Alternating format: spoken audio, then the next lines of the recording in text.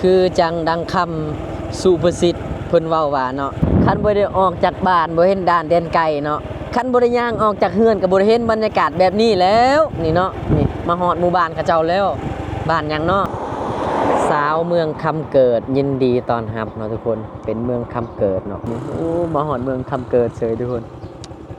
ลาเอกเดินทางยังบ่ทันได้กินข้าวเช้าเลยเนาะตอนนี้ลาเอกจะพาพี่น้องมากินข้าวเนาะเห็นบ่พี่น้องบรรยากาศภูเขานะคักขนาดเลยมาพี่น้อง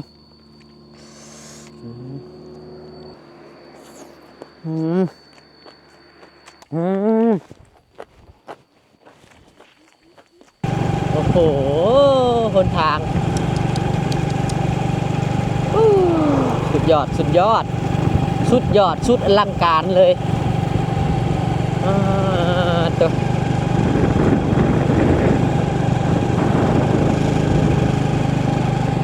นี่แหละทุกคนเนาะ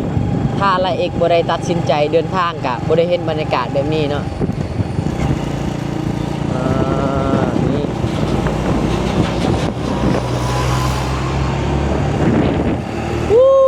คนทางติดกับตีนภูเลย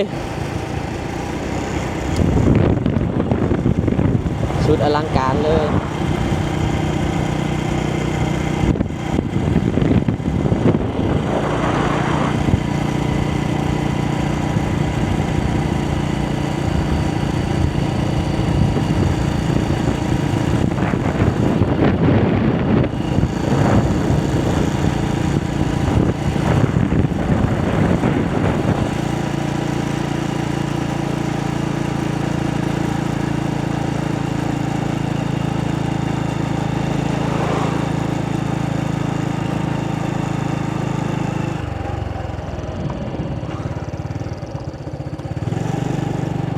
ว้าว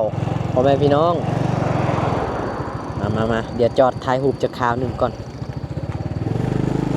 โอ้โหบรรยากาศมันได้บรรยากาศมันได้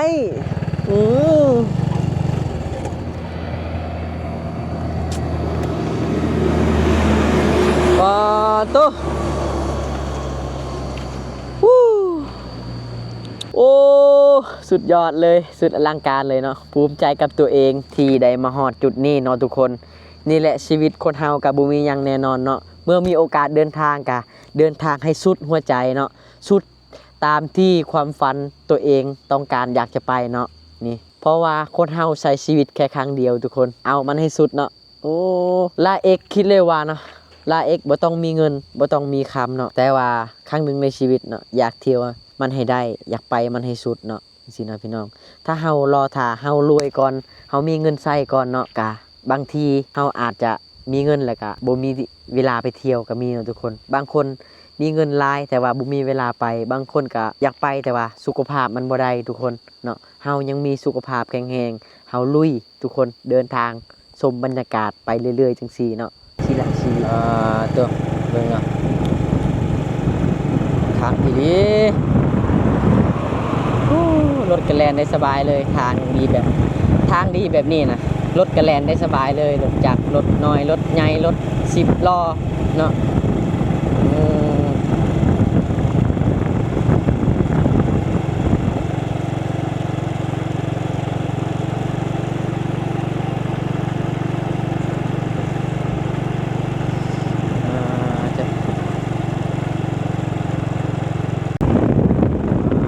อันนี้เป็นรถลักเศร้าเวียงจันทร์เด้อทุกคนโดยสารเนาะโอ้คนนะ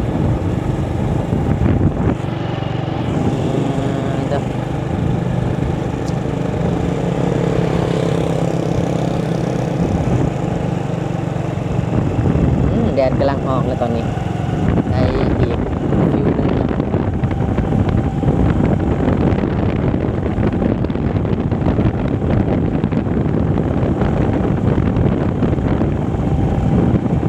ทุกคนลาเอกกะลุยเต็มที่เนาะกับรถจักรคนดาเว็บเนาะเว็บลอยเนาะทุกคนเด้อลุยขนาดเลยเนาะลาเอกเดินทางจากเซโปนมาฮอดลักซาวสินะโอ้สุดยอดบรรยากาศเนาะบ่คิดเลยว่าบรรยากาศสิดีกว่านี้เนาะ ดีกว่าที่ละเอกเห็นในคลิปต่างๆนะที่เขาเจ้าถ่ายมาเนาะ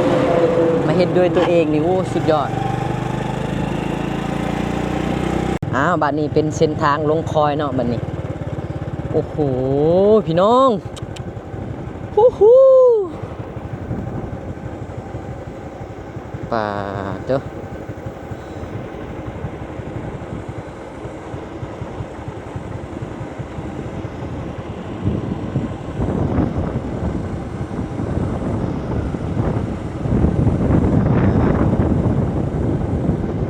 มันเขียนบอกว่าโค้งอันตรายเนาะถ้าโค้งอันตรายไปซื้อหรือไปจักนี่ปุ๊บรถกำลังแรงขึ้นมาโอ้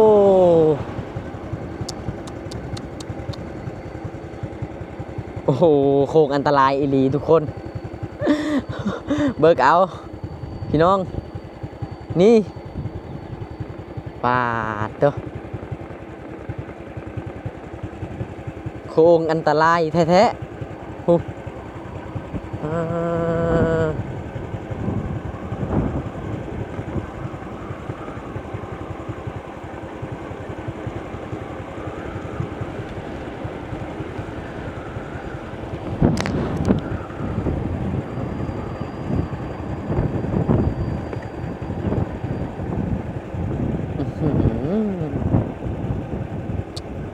มาจากคนทางสุดอลังการขนาดเลยทุกคนภูพาปลาไม้กะ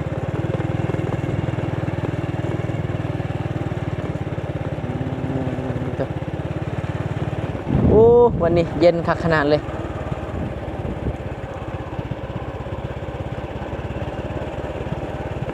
ขนาดเลยแบบนี้นะ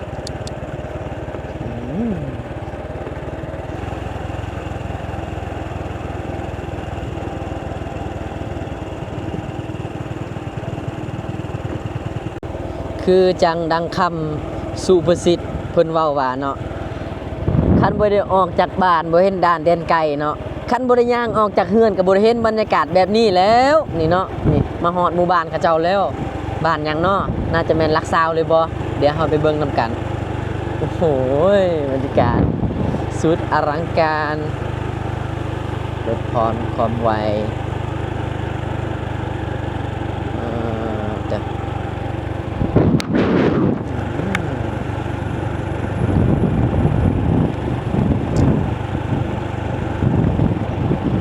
แล้วบ้านนางหน่อยเขื่อนไฟฟ้าน้ำเทินหินบูนโอ้นี่มาปีเนาะ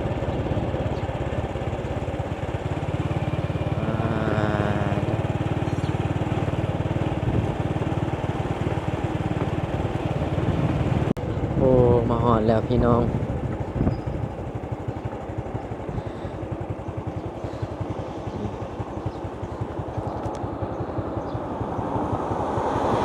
สาวเมืองคำเกิดยินดีตอนรับเนาะทุกคนถ้าบ่ได้เดินทางกันสิบเวนเลยนี่โอ้มาหอดเมืองคำเกิดเฉยทุกคน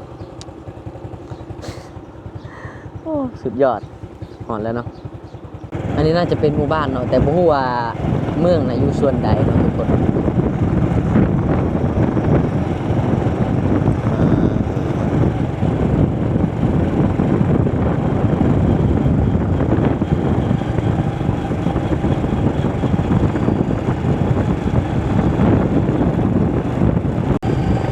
รถ2แถวลักซาวปากสันทุกคนโอ้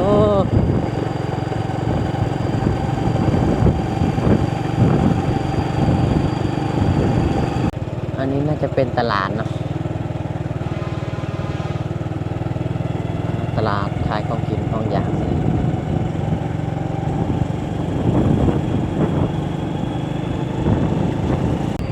ว้าวจุ๊บรรยากาศครัวนะทุกคนน้ำคุ้นเนาะเพราะว่าฝนตกรถโดยสารท่องเที่ยวเวียงจันทร์มีรถเวียดนาม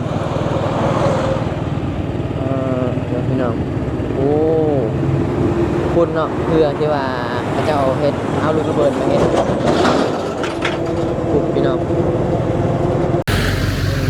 โอ้ยมาทางนี้นะทางมันเป็นแท็กซี่เนาะเขาจะเอาเฮ็ดยังบ่ ฮอดทีเถื่อพี่น้อง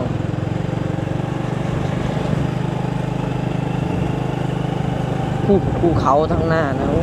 ตึ๊บตึ๊บพี่น้อง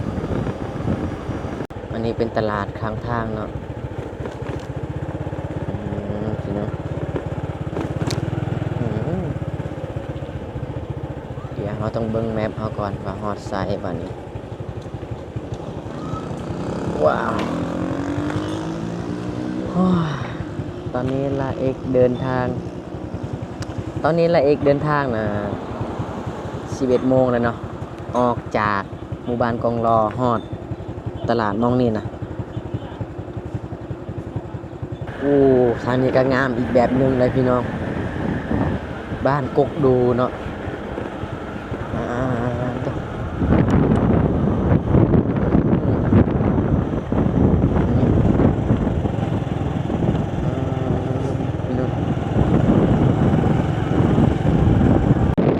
มาเขตนี้นะเลี้ยวไปทางไหนก็มีได้เขาเท่านั้นเลยพี่น้องมีเลยเพียงจาก50 โมง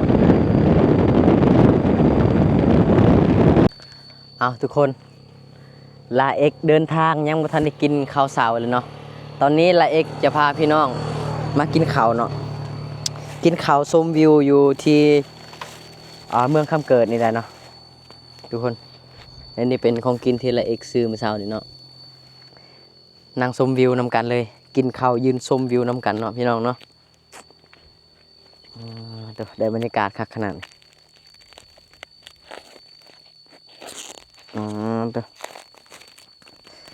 เดินทางจนบ่ได้กินข้าว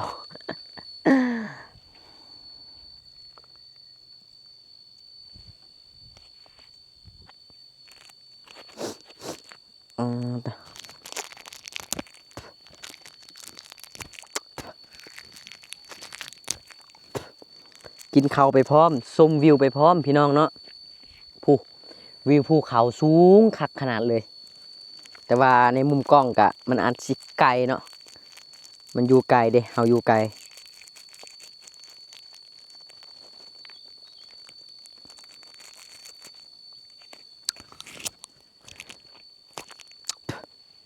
อาชีพหลักของคนแถวนี้เนาะเขาเจ้าก็เฮ็ดไร่ปลูกข้าวคือกันเนาะคือจังทางเซโปนเลย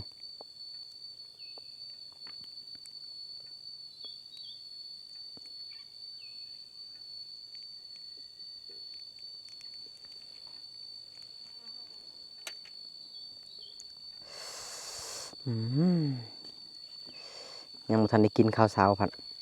มาพี่น้องนี่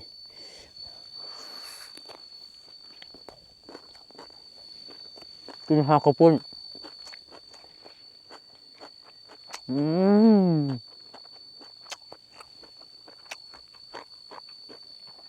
ยอดบรรยากาศเลย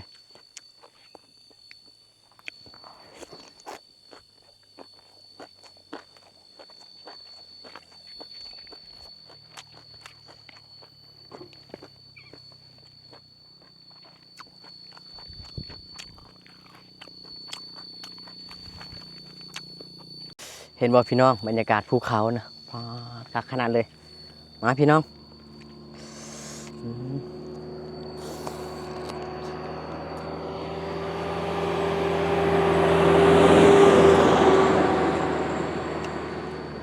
ต้องแถวปากสันเวียงทอง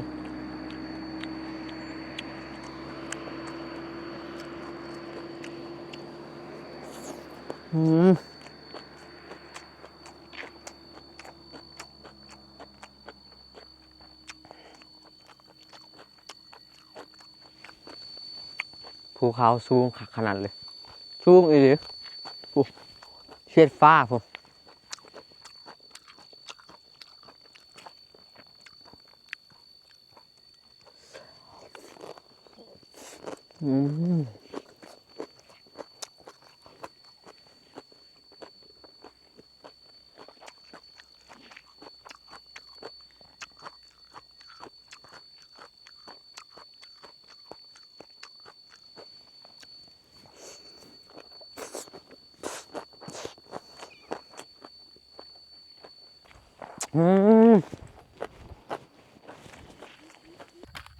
ข้าวผัดซื้อมาจากตลาดคูนคำตลาดนาหิน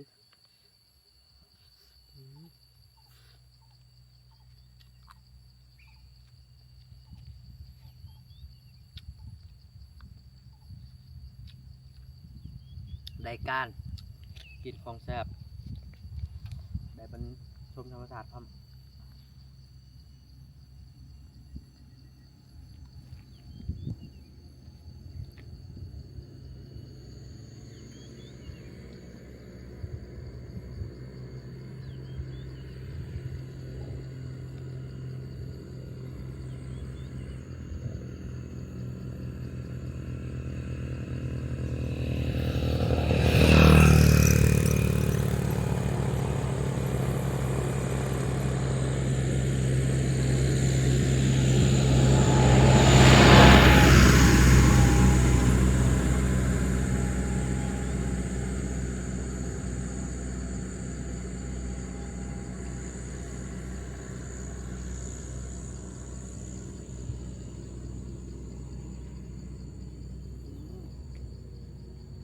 คนทางไปเมืองเวียงทองก็ดีได้อพี่น้อง